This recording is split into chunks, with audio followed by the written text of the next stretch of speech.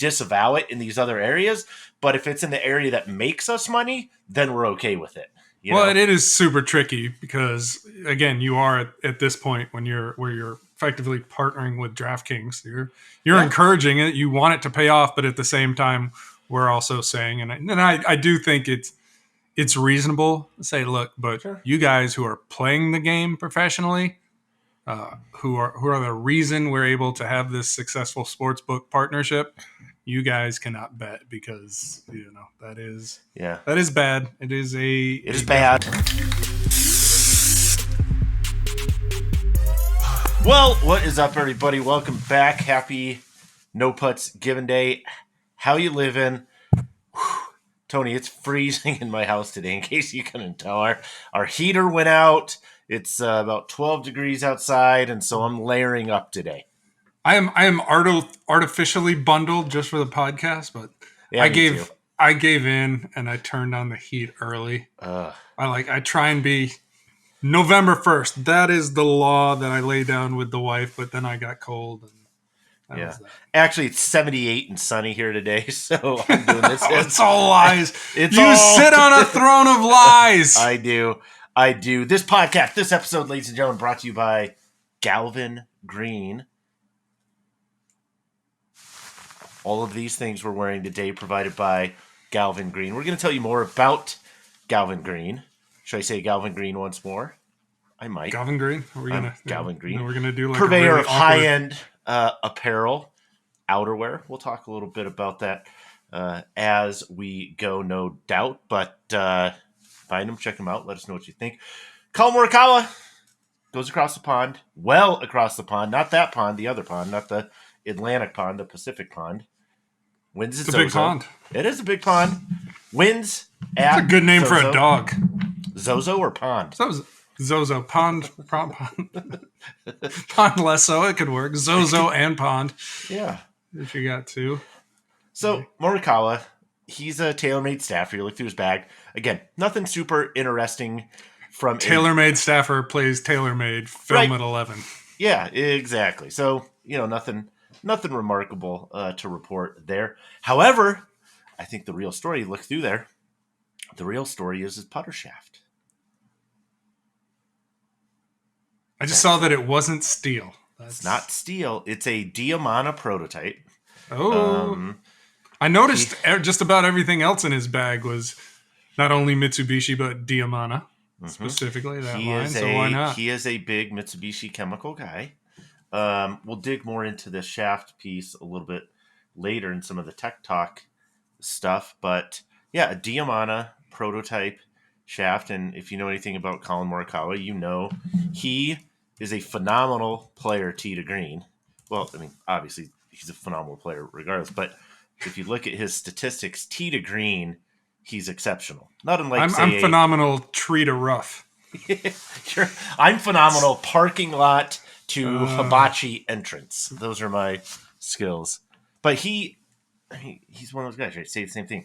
God, if he could just putt average for the PGA Tour, he could be stacking up trophies left and right. Kind of how Scotty Scheffler ended the year. Last year was like, man, this guy is historically good tee to green and almost that bad once he gets on the greens. And so this with Morikawa winning is of no little significance, making some changes specifically to, again, the slowest part of anybody's bag, putting, the least sexy in so many ways part of the game, putting, and yet maybe the easiest place for Morikawa to go from where he is to maybe where he wants to be. So that's interesting. We'll get there. Tiger announces the field for the Hero, his event, right? The Hero Challenge, 18 players. They get points for that one, right? Touching nerves. Apparently they do. I don't think they did, though, initially. I do think, and if I'm correct on this, it's an interesting point to make. I don't think they did initially. I think they got feedback, changed some things so that they would comply, and then got the required or got the allocated number of points. But still, it's 18 players, limited field. okay, fine. But bigger story It's a here good is field, though. It is a good field. it's a I mean, really good field. it always gives me kind of like an exhibition vibe, but it's a good field. It's a It's a good good field. field. 17 out of 18 players are confirmed. One spot is TBD. Thoughts on who that spot might be for, Tony? I mean, the name missing on the list is Rory, right? Like that. You It's scroll down and Tiger. go, no, You don't think he's going not to play? playing. You don't think he is? No, I don't. I see. That's it. Like that's how far removed the idea. It's Tiger's tournament, and it doesn't even occur to me that he might play in it. So you say he's out. You say no T. I mean, Gray what Arizona was event. it? 2-3 weeks ago, he was hitting wedges at Pebble. I call it the one leg wedge. It looked like he was. Right? I mean, It was Pebble, right? yeah, it was at the Hay, I Yeah. think. Yeah. Yeah, down at the Hay at Pebble. Yeah, a wedge is a long way away from even the Hero World Challenge, both Yeah. in terms of being able to play and Yeah. geographically speaking. I think it's overly optimistic that Tiger would play that event. I'm sure he would like to. I'm sure he would like to play the PNC, right? The father son one. It seems like, if there's 10 tournaments a year he could play, that might be number one, or two, maybe the Masters being one, that being two. How about this? Here's this question.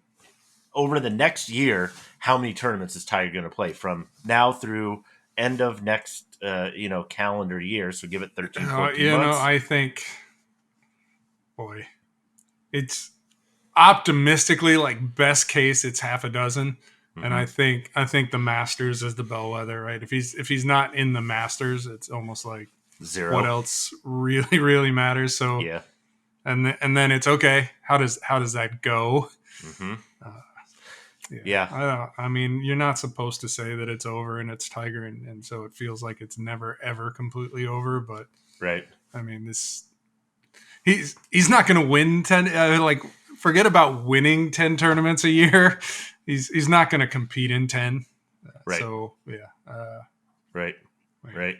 I'm hopeful, like I said, optimistically 4 to 6, including some of these silly like the PNC father son thing. Like I think if he could play in that, the Hero World Challenge, I think if he played in that this year, I would be shocked. I get there's a spot open. I get it would make sense for him to say, hey, I'm reserving that spot in case I am able to play or whatever the case is. And all right, fine. But I think realistically, maybe you see him at the Masters if he's feeling phenomenal. I feel like the Masters is always the target. Right? I feel like it's the target. Always the target. I feel like if he's feeling phenomenal and ahead of schedule or whatever it is, maybe Riviera. There's a huge correlation between how guys play at Riviera and how they play at Augusta. It's LA. It's there. That could be kind of a full-on dress rehearsal. Again, if he's feeling fantastic, but God, this sounds really weird to say, but if he were a stock in terms of tournament play and finishes, I'd be selling him right now. I would not be buying Tiger stock. He's not getting any younger. The body is not getting any better. No. So that's tough. Nope. Trends out in the world, Tony. Did you see this about gambling? Did you see DraftKings, PGA Tour, a facility in Phoenix, right? Home of TPC. Crazy event, right? The Wasted Management playing there in TPC Scottsdale. And they have this, right? New full-on restaurant, bar, betting location. What are your Vegas thoughts? without the tables. Vegas without the tables. And the heat. Well, not necessarily, but yeah. What do you think? I mean, any flags here? Is this interesting on any level other than, hey, the PGA Tour PGA Tour did something with a, like this is very I mean, that's official it, because it just felt like for years, we were really starting to see the rise of services, sites, whatever you want to call them, like DraftKings, and the PGA Tour seemingly wanted no part of it, and it was almost felt like trying to actively discourage gambling. Right. And now it's like, you know what?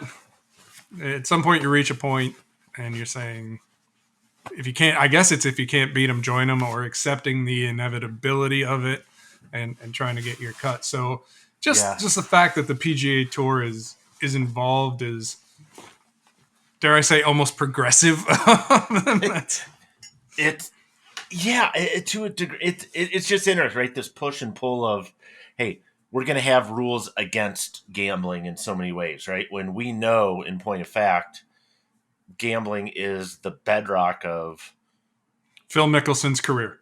fill fill in the blank of every Saturday morning game that's out there, right? I mean, Nassau, playing Banker, playing Hammer, Wolf, Vegas. These are all super fun game people play all the time. Like, again, betting and golf are so inextricably linked, it makes sense. But on the other hand, it creates to me that, again, or furthers this odd dynamic of, we're going to promote it and make money off of it, but we're also going to condemn it in some areas. We're going to fine players for it, or we're going to disavow it in these other areas. But if it's in the area that makes us money, then we're okay with it. Well, it is super tricky because, again, you are at this point when you're effectively partnering with DraftKings. You're encouraging it. You want it to pay off, but at the same time, we're also saying, and I do think it's reasonable to say, look, but Sure. you guys who are playing the game professionally, who are the reason we're able to have this successful sportsbook partnership, you guys cannot bet because that is bad. It is bad conflict there. So It's- I get it, but it's murky. But it's murky, again, and I think it's because, to me, like, take other things where, company, even just golf in general or whatever, like, they'll have an official fill in the blank for whatever. Oh, this is the official whiskey of the PGA Tour or something. Okay, well, it's a pretty big leap from that to players going, hey, well then, God, I should be able to just be hammered while I play in a tournament. That makes sense. Like, nobody's sitting there going, hey, that's a reasonable thing. But the betting thing is, like I said,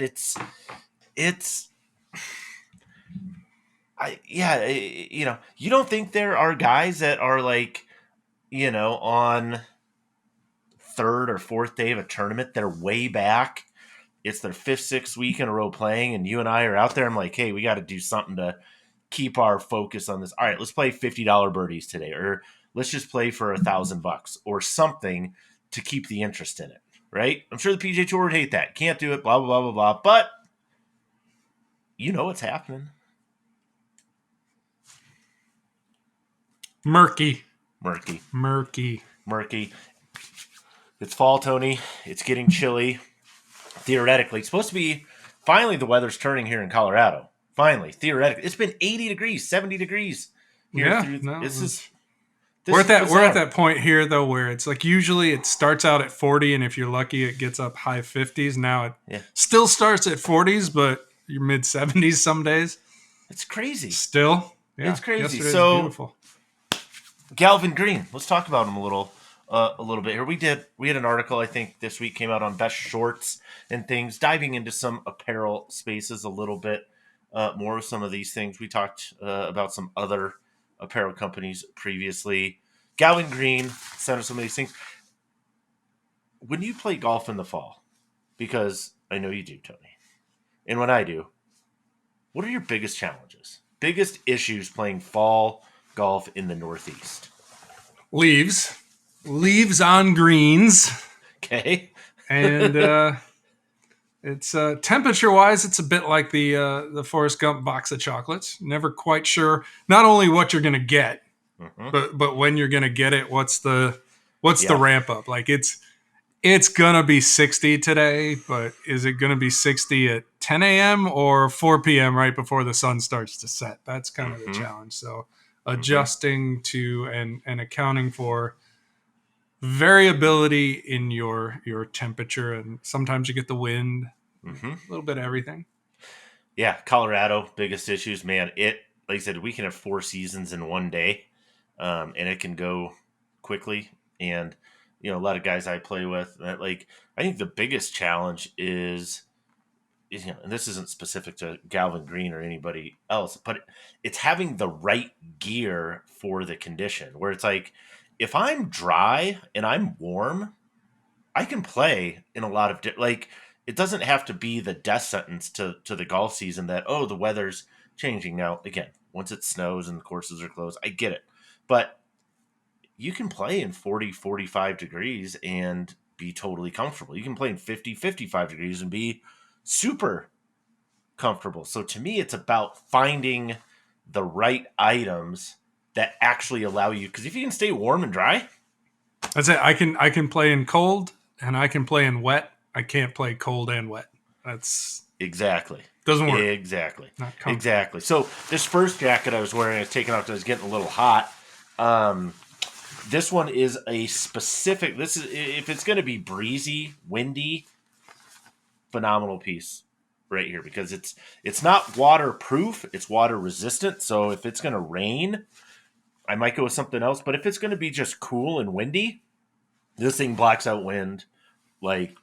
Again, it's phenomenal at doing that. What are you wearing there, Tony? What do you got going on there? So this is we should know the product names, but this is kind of like this. I used to have a Nike piece similar to this like years ago. Sure. But then the zipper broke after 3 months of use. So, but it's like quilted for insulation up here, but then you got like the super stretchy movable sleeves. Mm-hmm. So yeah, this one I find myself like, you know what it's like because you have 7 kids. Oh, I have just the one, but you're basically an Uber. Mm-hmm. And so, like, if it's as it's getting cooler here, this has kind of become a thing. Like, I grab if I just got to go pick my daughter up, and I'm looking for a jacket to toss on. So this has kind of become like it's great for the golf course, but it's kind of become an everyday piece for sure. Yeah. Yeah, I think this one I was looking. I think it's called the Lyle. The Lyle jacket, perhaps right here. We got that. I'm wearing a hoodie. I got another hoodie on here from them as well. And the hoodie, again, man, I think you should be able to wear hoodies on the course all the time. I'm not going to sit here and tell you this hoodie is a million% better. It's a hoodie. Hoodie. It's a hoodie. But I'll tell you what, it's a good hoodie. It's comfy. It's warm. And it's a good hoodie.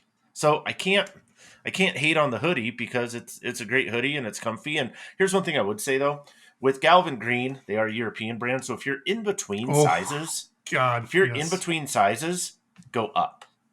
Absolutely. Or even if you're not in between sizes, just think, hey, if I normally wear a large, I'm an XL in that. If I normally wear an XL, like me, go double X. If you normally wear a single fat, go double fat. Like that is the dig, right? That's the kind of a thing there. So layers, Tony, that is the thing in Colorado. That is the thing for, I think, any golf in cold or wet conditions is layers. Get 2-3 pieces for specific conditions and layer them. Take that. Yeah, and this, I mean, jacket. For all the joking of the conditions today, yeah. What I just took off and what I have now is exactly what I wore when I played last week at Saratoga National, where it started out in, I think when I got to the course, it had just crept into the 50s, and then as the day progressed. So it's this is light enough, and that is not so heavy that you can't wear them together and be comfortable. So that's cool. Yep. I feel you. Struggling there, buddy. There we go. All right, now I'm down to quarter zip or little zippy. So I believe that I just took off is the Leonard. Leonard? What's up, Leonard? So we got Leonard, Hoodie, Lyle, all sorts of fun names. I like that they also kind of organize them by what they call kind of like warming effect. So not dissimilar maybe from the heated seats in your car that go like 1, 2, 3 or something. These are like 2, 2, 2. So you just kind of get an idea of what might be in there. And then you get down to some of the more basic pieces like this. This is the stretchy pullover quarter zip. I think they call this a half zip, but this is golf. Yeah. Everything is a quarter zip. Everything's a quarter zip. Comfy, stretchy. This is the Dixon. This I is remember the that. I Dixon, think. and this is a great base layer. I like this. I wear this like underneath that hoodie or that jacket, and I'm plenty warm. So it's fall, people. Layer up. It doesn't have to be the end of your golf season. Galvin Green can help you out with that. Check out the site. It's not cheap. I'm going to warn you. Size up. Size up. Size up. Check your bank account. Make sure you're good to go. It's good. Like as a guy who normally buys pants, going to the European market and getting myself some trousers. Does that feel better? You feel Oh, yeah. you feel more authentic when you I am order like trousers? when I'm on the couch, I'm like, I am wearing trousers today. I'm wearing a trouser. Do not mess. Yeah. Play my best round in trousers today. All right, tech talk time, Tony. Tech talk. Cool. Tech talk. Iron fitting, putter shafts, and something else. Did you see the post we had on iron fitting the other day? We asked people kind of what was most important to them. There was distance, accuracy, forgiveness. We've been over this part before, so we're not going to belabor the point. When we test irons in different categories, we shift those percentages a bit because of what we believe from a testing standpoint is more important or should be more important to a person in that particular category. But how about for you, Tony? When you're looking for a new set of irons, where do you fall? Distance, forgiveness, and then I'm going to talk about Paul Wood in a second, our friend over at Ping, on the accuracy side, because he gets something, and then you're just going to start throwing shit around because that's fun too. Yeah, there we go. I'm just dropping stuff. Anyway, yeah, I'd like to. It's so interesting because I will sit here and go, look, with an iron, the most important thing is accuracy. You should not concern yourself with distance, and if you need it, maybe you want forgiveness, but definitely don't concern yourself with distance. And then I got irons that gave me extra distance, and I was like, I kind of like this. Yeah, so it's I'd say, right, it's about finding the right balance. It's not one thing. Yeah. It's can you get the accuracy you absolutely have to have with the forgiveness that you need. And hey, if you can get some extra distance, if some guys don't need distance with their irons. Like sure. There are guys who go, I don't need to hit it any farther with my driver, and I'm like, you would probably be better off if you did. Yeah. Right. I mean, with irons, as long as you can kind of cover the distance with something, it's less important. But yeah, man, I think, and then it's kind of the stuff that is a little harder to quantify. And we'll talk about this more when we get into some of the Titleist stuff later on. But this idea of like their 3Ds, right, and getting that descent angle. So for me to get to make it come down steeper, I needed to hit it higher. And so it's things that may not be immediately on your radar, I guess, that maybe get overlooked that are also critically important. But yeah, I would say probably accuracy first, then forgiveness, then distance for me, and then obviously the tricky part of all of that is, how wrapped up are you going to get in how an iron looks? And looks, the interesting thing on the looks to me too is from what perspective are we talking about? Are we talking about at address? Are we talking about how it looks in your bag? Are we talking about how it just in general I thought I had an iron in there. I don't. So it's your overall impression of the aesthetics. Like, ooh, I like this. Like we talked the other way, black irons, limited edition stuff versus, satin or a really bright polished chrome finish, or, so when you say, hey, just how an iron looks, I mean, it's all of that together. No doubt. But, for me, accuracy is absolutely number one. And then it's having enough forgiveness so that it doesn't compromise the accuracy, right? So it's that back and forth, and maybe we can link to this because there's a cool explanation that Paul Wood did I saw on the interwebs this week, talking about blade length and its impact on just kind of face control, hence accuracy. And the more forgiving an iron is, oftentimes, right, the longer the blade length, the less forgiving from in an MOI perspective, right? Like okay, the shorter the blade length, the less offset. We talk about that being less forgiving. Your typical muscle back or cavity, players, cavity back irons. Okay, but there is some thinking there that club could be more accurate. We asked this, right? We're like, how can one club be more accurate than another? Isn't it the archer, not the arrow? Like, aren't clubs accuracy a byproduct of me getting that thing back to impact square or square to my, whatever it is? Well, maybe not. That argument has never made sense to me because the same variables that impact how far a ball goes, right? We talk about center of gravity all the time and how that affects launch. And center of gravity moves left to right as well and kind of impacts how the ball curves and things like that. So as soon as you're telling me it's knowing that design impacts something as basic as the curvature of the golf ball on top of how that face is delivered, say, all right, we have a design that tweaks the way the club is delivered, either more open, more closed potentially, or it affects, maybe it curves more or curves less depending on the design. We know that is real. Right. So to say that, these are effectively, call them design features. Yep. Those things absolutely impact accuracy. And it's not, the design that is going to be more accurate for you may not be the one that's more accurate for me. There is a component of how well that stuff fits the golfer, just as with a driver, right? Sure. The driver that is longer for you may not be the longest for me, depending on CG location, things like that. It works front to back, and it also works left to right. That's, and sure, the golfer is responsible for an aspect of distance and for the left to right, but the club absolutely plays a role. Yeah, and I think my just real quick takeaway from that is to, if people are getting fit for irons as we near the end of the season, in a lot of places here, it is a great time to get fit because this is who you are, your swing, your things. Like, this is probably your most authentic golfing self, so to speak. Be open to everything because you might find that because of some of these facets and features, you've kind of pigeonholed yourself into, hey, I'm this handicap, which I hate as a player. Oh, I'm a 12. I should play this. Okay. I hate that.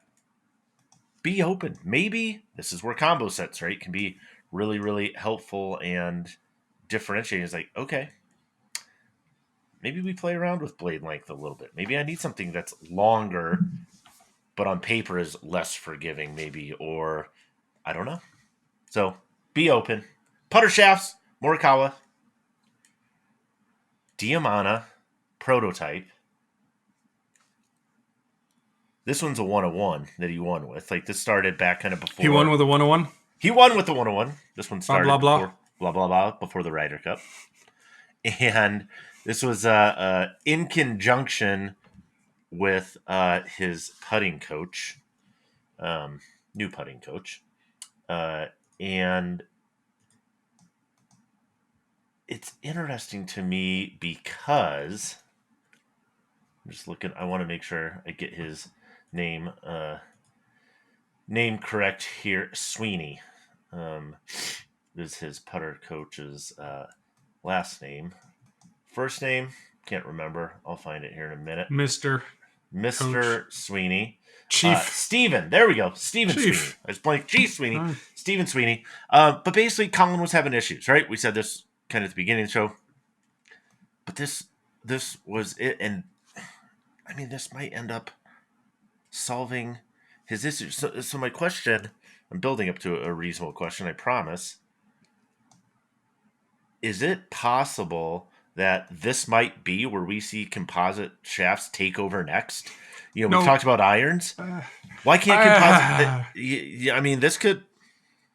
Why not? I mean, we've been trying though, right? This is not the first time we've ever seen a graphite shaft in a putter. I mean, LA Golf and BGT and remember Stroke Lab a couple of years ago, right? It was going to take over the world. And here we are. Like if we were right here before the Stroke Lab phenomenon, we moved like all the way to here. So Well, like that far. but it's movement. It is. It's It movement. is.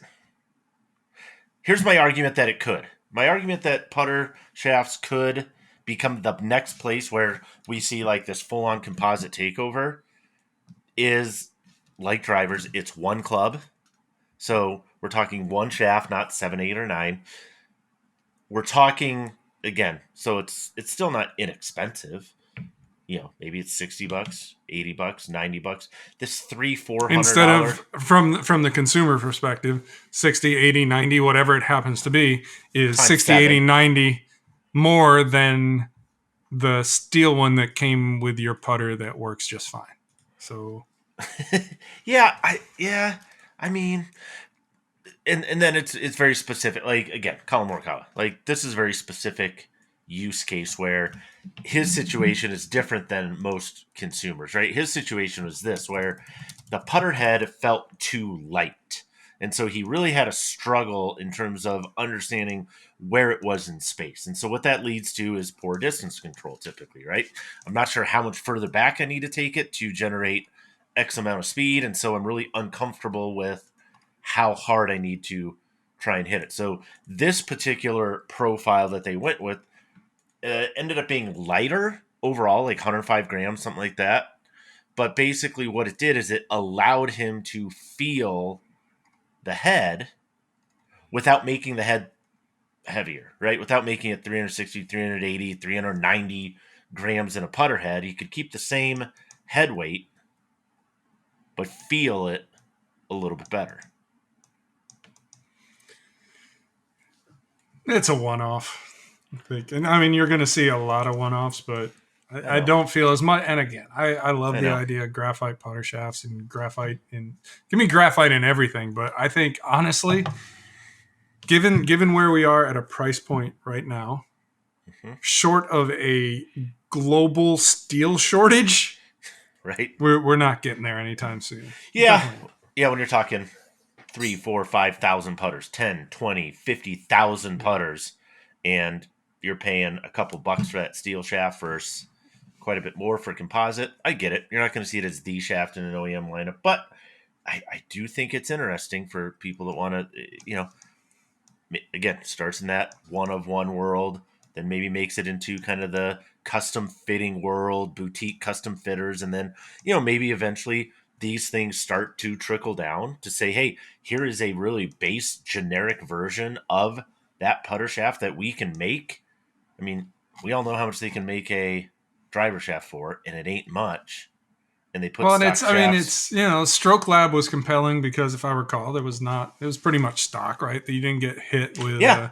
No, an it wasn't upcharge. it wasn't this putter's $90 more because it's Stroke Lab in it. Speaking of 90, so I'm looking because it's kind of as you're talking and thinking about it, like I've actually been putting all year with a graphite putter shaft. I haven't given it a moment's thought, but I've been playing with my PXG putter has the M16 shaft in it, Okay. and so that's a $90 upcharge. Okay. But like I said, you gotta want it, and you gotta prove $90 worth of benefit very often to a guy who's looking to just play golf as cheaply as possible. So it's I think it's a tough sell. Those are continue to be kind of the pain points there. Speaking of which, you and I over the past month, 2 months time in there, we've been trying out these Axiom iron shafts, not putter shafts, Axiom iron shafts. We're going to talk about this more in the after show, but basically the idea is Ventus technology, which you and I both played and really loved in our Metalwoods.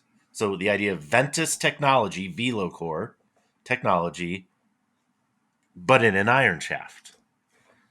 30 seconds. What's your quick takeaway? Give me your quickest takeaway you can in 30 seconds. I am intrigued, but not convinced. And again, it's really it's tough to say because for all of what I get 3 or 4 weights in a single profile, so it's we're doing something different, but it is at the expense of fitting possibilities and things like that. So it's not a robust lineup. It's either it fits you or it doesn't, and there's not really any other direction you can go to kind of look at it. Whereas, hey, if for example a Modus 105 doesn't fit me, I've got 120s and Neos and 130s. And, yeah, you just got this entire catalog to choose from, and just about everybody's going to find something in there. And here it's like, the profile for a given weight that I know I need or going to be in that general area. If it doesn't fit me, bye. That's it. So, like I said, we'll talk. Intrigued but not convinced. We'll talk more in the after show about that. I'll offer some thoughts there too. It's a warm day. I've stretched out Tony. Speed golf. Here we go.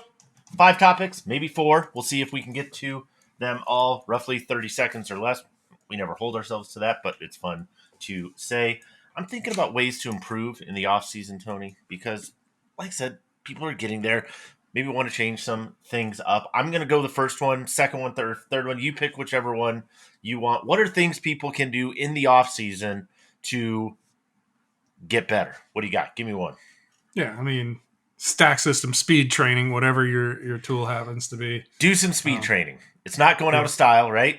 Get faster. So I've been on a months-long stack Slack. So the Slack system? You've been on the Slack system? I have not. It's, until somebody puts it in my hand. So I have not been good about it. I want to get back to it. So, I got a couple weeks here, probably golf season, less than that with travel probably. So, for me, the winter is going to be stack system and trying to be religious about staying current with my tonal workouts. So that's tonal. All right. Yeah. So all right. So we got golf. You got stack system. You said tonal. I'm going to throw Golf Forever out there. That's one that I had started last year. I, like you, have been on a several months long and it did hiatus. not take you.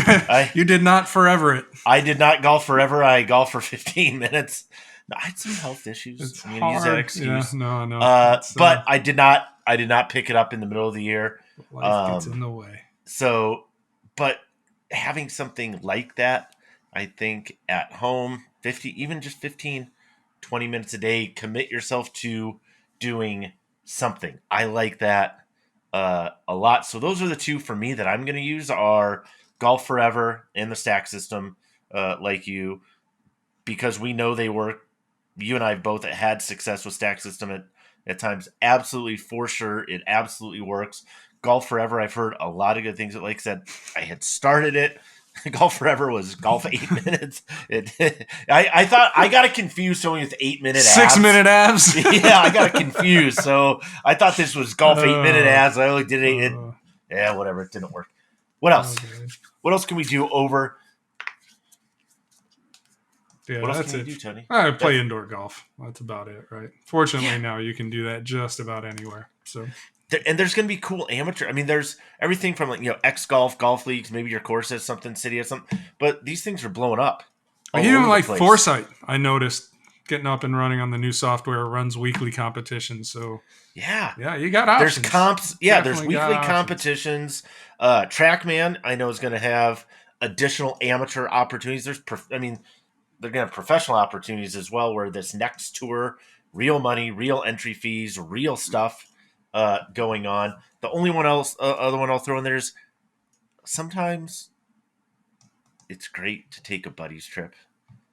Take that Arizona trip, that South Carolina trip, or whatever the case is. And it doesn't even have to be somewhere like crazy expensive or whatever. But sometimes I like to throw that out there for myself to have something to maybe keep me more accountable. Like, hey, if I'm going to go out on this trip, I need to keep up with that workout. I need to make sure I get that other stack system. It's almost, like having people that are runners. They've told me this, like, hey, I want to sign up for something so I have something to train for that keeps me running. I'm going to sign up. I'm not doing it. I've heard about it. Don't necessarily I'll bring the agree force. with it, but, whatever the case is. So that's my other one. Maybe you people have some other things out there. Feel free to add them. Let us know what you think. There are plenty of great ideas out there. And again, if you want to talk irons, shafts, fitting, Tony and I, our experience with Axiom specifically, stick around for the after show. We'll be right back. All right, welcome back to the after show here. Tony and I we're almost, we are done with our game of strip no putts given here. We're not going down. This is it. This is all you get, people. This is yeah, oh boy. Yeah, no kidding. So down to our Galvin Green polos. Nice polos. I mean, I like the print here. Oh yeah, what is that? So it looks like to me like golf blood spatter.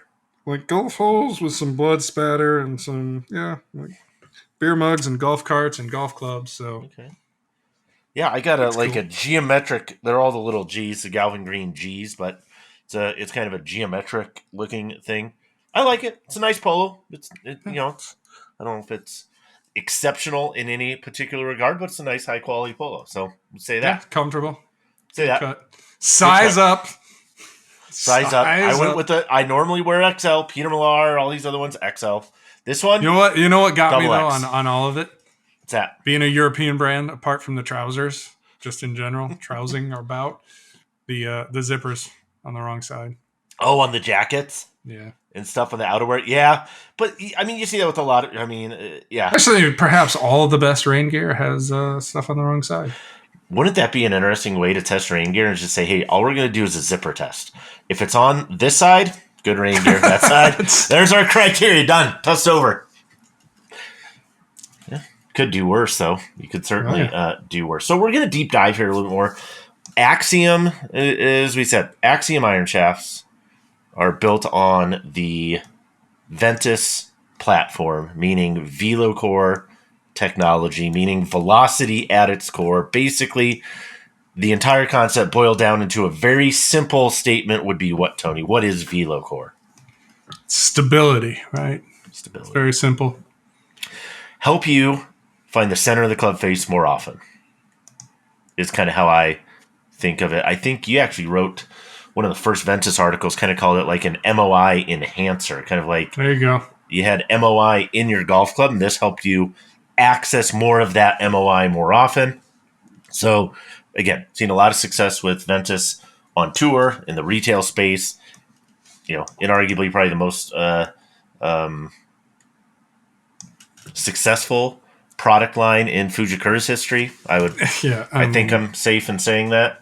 Probably the biggest impact on the shaft market ever, in terms of, I'm not talking like a transitional thing from steel to graphite, but in terms of an individual product just blowing up to the point where ubiquitous, despite a price point above 300. I mean, pretty wild. So people want all right. So Axiom is Ventus for irons, more or less. Well, and so you and I have been on a little bit of a quest here over the last little bit to try them, give some of our feedback, and you said that you were intrigued, basically, and I'm putting words in your mouth, so you can intrigued but kind of not satisfied in a sense. So what do you mean? Yeah, you just want, again, because these are, depending on the weight, either $105 or $115 each, and so you sort of think, man, for that price, wouldn't it be nice if this was world changing, where instead of hitting, for me 6-7 greens around, I hit all of them, or I go 6 greens around to 18. Yeah, maybe just miss one or two, whatever it happens to be. And what you kind of realize is that in the world of golf, especially as it relates to cutting edge / innovative products, it costs a lot to get that extra little bit. And so I've played these on course. I've grabbed some numbers on the simulator on the Foresight Quad. Yep. And it's I did notice, we'll start with taking them outside and getting loose in sub 50 degree weather. Like that's where you can really start to appreciate graphite, is when you clank one off the low face or out on the toe, and you're like, oh, that wasn't so bad. Whereas anybody who's played in cold weather knows what that's like, especially first thing in the morning. You're like, you know what, I'm just gonna go sit by the fire now. I'm done. So that's much more pleasant. And I think, again, this is more graphite in general. Right. But we talked about what to do in the off season, indoor golf, right? Golfers are hitting off mats way, way more often than we used to be. And there's I don't know that there's been a definitive study yet, but there's certainly some anecdotal evidence that says, hey, the playoff mats correlates with what certainly looks to be like an uptick in rates of tennis elbow and golfer's elbow, Sure. and things that may be related to repeated impacts off surfaces Harsh other than grass. Yeah. And so if graphite can help with that, yeah, I'm big on that. But just looking at the numbers, I didn't see a ton between Axiom and my gamers. So let's start with that. So what exactly, what gamers, what have you been fit into? What iron shafts do you tend to play really like, and then which ones did you? Yeah. So I'm a Modus 120X guy. Modus 120X Tony. Okay. Yeah, I've mentioned this before, but I think my last two Titleist iron fittings, my last 2 or 3 PXG fittings, those being, and I think when we were out at the Kingdom last year, I think we settled on Modus there as well. And so like this is a shaft that fits me really well. Every fitter seems to land on it for me, and we go through the motions. We try the KBS and the dynamic gold. It's not like sure. I just walk in and go, yeah, give me this. Hey, give me one of those, right? Yeah, right. No, we go through it. So that's part of the challenge too. Is a shaft that fits me really well. Mm-hmm. And so in that respect, comfortable with that shaft, and obviously, just looking at the numbers, it's crazy how close they were when I hit them side by side. And to be clear, so this is with the exact same head. So I have not sure what to do with Axioms mentioned in the past, right? Come on, Brad. Let's get those 0317Ts released because I really loved playing them last year. Right. They came out. I sent the shafts to PXG, who put them in the new 037T with me, and they were also really cool about sending me an identical 7-iron with a Modus in it. So I had the rare opportunity to test like versus like, same grip, this the shaft being the difference, and it's pretty wild how close they were. Mm-hmm. In terms of, when you say how close, are we talking like ball everything. Speed, launch, like ball speed within 0.3 miles an hour, launch within 0.2 miles an hour. Let's see, backspin. This is crazy. Like foresight. Yeah. 6 RPMs. Which is across a sample. Within the margin for error, so we'll call it 0. Yeah. That's backspin. Looking at total spin, 16 RPM. So again, super close. Other stuff that I kind of look at, efficiency. We can do like for like here. So 0.01 difference there. Carry yards, not even. 0.3 yards difference in carry. So virtually identical performance. I mean, and even let me grab the one more just because it's wild. Max height, 0.3 yards. You're unbelievably consistent. 0.3 feet. And so, maybe you said this, but okay. So we got Modus Tour 120, and then which Axiom shaft? The 125X, which is, and it's particularly interesting because Fujikura's 125 is about 130. Modus 120 is closer to 115. It's like 117, 118. So it's it's in that range. So a little bit different weights, and again, super duper close. Now what the numbers suggest is I was a bit tighter front to back. So if you're using FSX Pro, it has a range metric. It's like, hey, what's the front to back difference? Yep. Little tighter on that. And so that ended up with a significantly smaller dispersion area as a result. So that was okay. So if I were to pick out one thing that says, hey, can you show an advantage for the Axiom? Tighter grouping. Yeah. Well, it's interesting. So it's just listening, you kind of talk through that piece there. A couple things. One, you went, so compared to the Tour 120, which like I said, in X, it says it's a stock weight of about 120 grams by the time you cut it down, right? A couple grams less, no doubt. So let's just say, you went up roughly 10 grams in weight, which can be very significant, especially when you're already at 120. When you're already at 120, going up to 130, 130 is heavy. Yeah, It's and that's super. I swung it slower for sure. You So swung it I mean, slower. I guess the argument is I got just as much out of 1 mile an hour less ball speed, or excuse me, head speed. Mm-hmm. But whew, yeah, I mean, you So feel that. I mean, that's it. Yeah, that's an interesting part to me. Is basically you went up 10 grams. You didn't lose any performance from a total performance perspective, but you did get more accuracy. So again, if I'm on the Axiom side and I'm trying to say, hey, here's a win for Axiom, that's what I would look at and say, hey, man, this guy went up 10 grams in weight, didn't lose any performance, and gained a little bit in accuracy. There's a performance case to be made there, right? Now we can look at it otherwise and say, hey, how much more accuracy did I get? Is that going to be worth the $120, whatever per shaft, blah, blah, blah? Yeah, we can absolutely. I think like go down retail, that right? road. If you were just buying heads, I think retail on a Modus is what, 40-ish? Yeah, 40, 45 for the Modus Somewhere in 120 there. typically. And yeah, this is 120 and an Yeah, it's Axiom is 3x. 115. Yeah, so So it's like I said, I can make a case that I see some benefit here, and I'm going to spend some more time with it, hit some more shots. It's one of those things because I will say nothing bad about the PXG 0317T, what was the Gen 5 Tour. I love the previous version. I love this new version. It looks really good. It feels really good.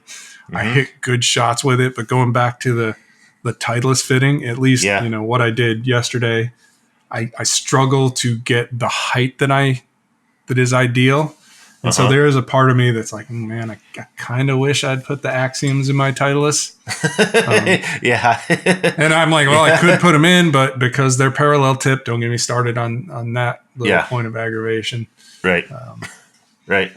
It's a little more work, but it could be done, and I'm intrigued. But again, I also know that I have an iron shaft that works fits really me well for you. really well in the steel, Yeah. and that's the challenge too. If you're really well fit into steel, it's like I said, it's very tough to improve on that for me as somebody who's a little better than he used to be as an iron player, but not a tremendous ball striker by any stretch. Like you give me however much of a face you give me, I'm going to use it. Use it all. Just to kind of see. Yeah. Like even the part where there's no score lines. I'm going to use the smooth part. I flirt on the edge of it. Yeah, for sure. I like to put a half a ball out there sometimes. I was actually yesterday when I grabbed the date, I was a little heel heavy. So that was intriguing as well. So yeah. And talk about this too. I use this head. This is a Proto Concept. This is the cavity back when they had this here. So same thing. Had an extra 7 iron and similar process, similar kind of thing. I tend to fit best into Dynamic Gold, X100 120s. So not the heavy 130 version, but again, kind of right in that 120 range. I've gone back and forth a little bit also with Project X. The LZ shaft and I have gotten along well in that kind of 125 class. So that's kind of where I want to sit. And with the Axioms, the 125s were too heavy for me in the X. They were too much in terms of I felt you gotta want to swing hard, which is kind of my game. Like there's no subtlety to how I deal with a golf ball. Like, yeah, it's just you gotta kind of be a gorilla. And so for me, that part proved to be too heavy. So I went with the 105s. So and I know where you're going with the rest of the story, right? I went with the 105s. I wasn't going to go all the way down to 75 because there's 75, 105, and 125. And I was chatting with Matt Fryer about this out at Fujikura when we were filming our little 30-shot challenge thing and whatever. And if you've ever read Goldilocks and the Three Bears, you know where this story is going. Right where this is going. And he is a gorilla. The guy can move the ball, great swing. He's a 125X guy and mashes the ball. But even he said it took him a while to dial it in terms of how much to tip, how much not to tip. Do we soft step something, blah, blah, blah. That's a whole different conversation on the fitting side and the parallel tip versus taper tip and having blanks, right? Having long iron, mid iron, and short iron, basically 3 blanks. So you really have 3 shafts. You can just tip them differently. So I went to 105. And what I noticed, ball speed went up as compared to the 120. So ball speed was 1 to 2 miles an hour faster with the 105Xs. Swing speed went up a little bit as well. Again, we're not talking 5 miles an hour, 8 miles an hour. We're talking a couple miles an hour. So in this case, a lighter overall system, I did swing a little bit faster.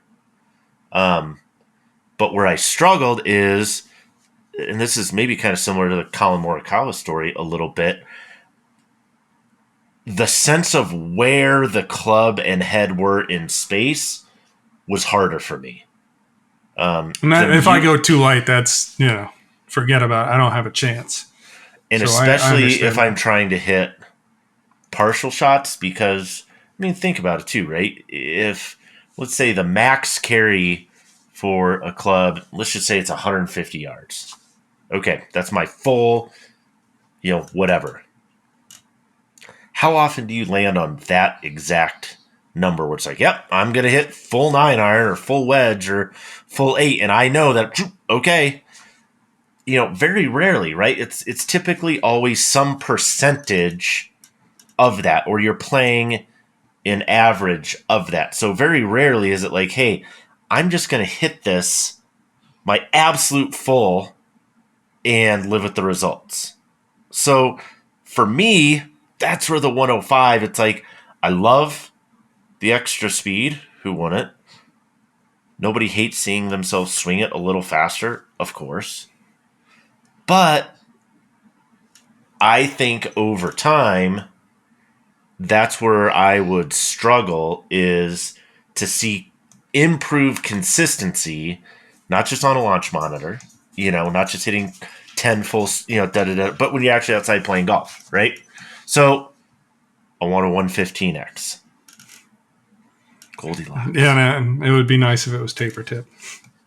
And I'd prefer if it was taper tip out of the gate. Because it's kind of the thing, and they're not in OEM catalogs. There's no real expectation that Titleist or TaylorMade is going to put Axiom in the lineup. This is kind of a club builder / custom fitter line, but at the same time, like, those guys aren't by and large selling heads that are built for parallel tips. So you're either boring out the heads, or you're shaving the shafts, and obviously you don't. Especially if you're unsure, if you're willing to take a flyer and pick up some Axioms just to try them out, right? You don't want to bore your head. You're probably a little nervous about trying to turn them down. So it's I don't love that part about. But like you said, fitter does give them the opportunity to kind of dial in some profiles that aren't there kind of natively, right?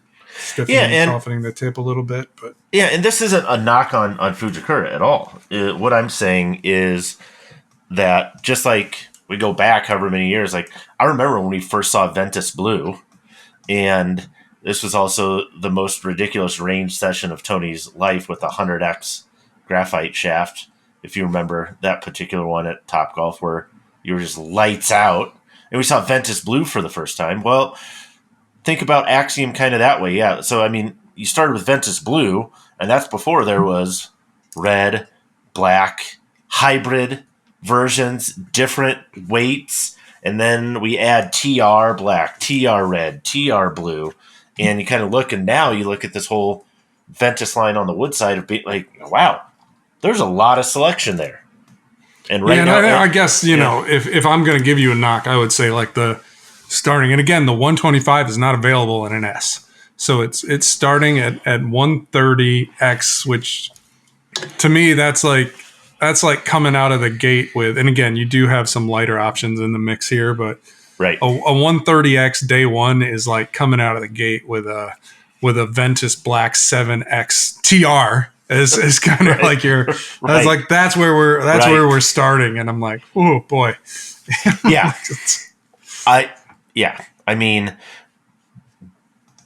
again, like it's called 125. It's really 130. It's a big boy shaft with a big boy persona and profile. I don't think I know many people aren't going to fit into it just percentage wise, right? Most people with these would end up in probably 75 or 105. But and Fujikura knows that. They know that there's a hole. They know there's a 95-ish gram hole, and there's a 115 to 120 gram-ish hole. So I fully expect to see, that they'll plug some of those holes. Like, would, a 125S be particular intriguing to me? Yeah, I would go that route probably over a 105 just because the weight would be Yeah, I might. So you'd probably similar. play it as is. I'd probably want to hard step that, but yeah. Yeah, I want it. I would probably start with it straight in and go from there and see what happens. Yeah, just I would love a 120X. That would be. Mm-hmm. Yeah. I was gonna say, and again, right that's why I say I'm intrigued because I feel like I know that Modus shaft fits me as well as any iron shaft has ever fit me. Maybe as well as any iron shaft will ever fit me. And so to be kind of toe to toe and be, like I said, I mean, I read those numbers off. They are freakishly close with a shaft that I feel like is a little heavy and a little stiff for me.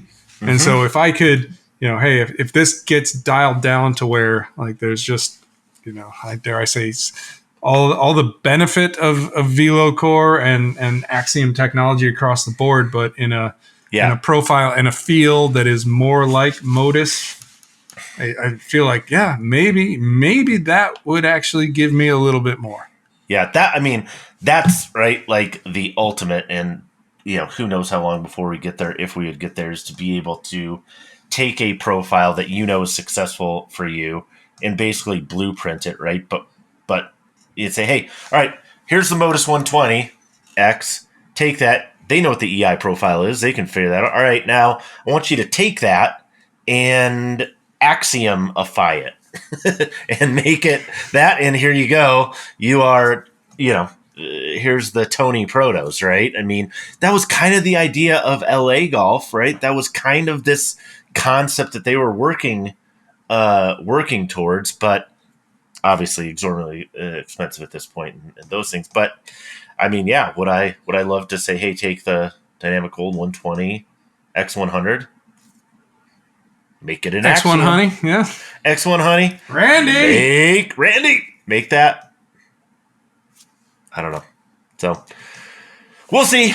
That's a lot. That's a lot of jibber jabber, Tony.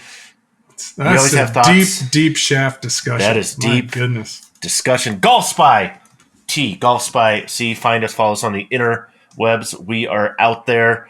If you need apparel advice, ask Tony. He is dialed into the stuff. That is clear. Please give him feedback. Love a good print. Love a good print. I do too.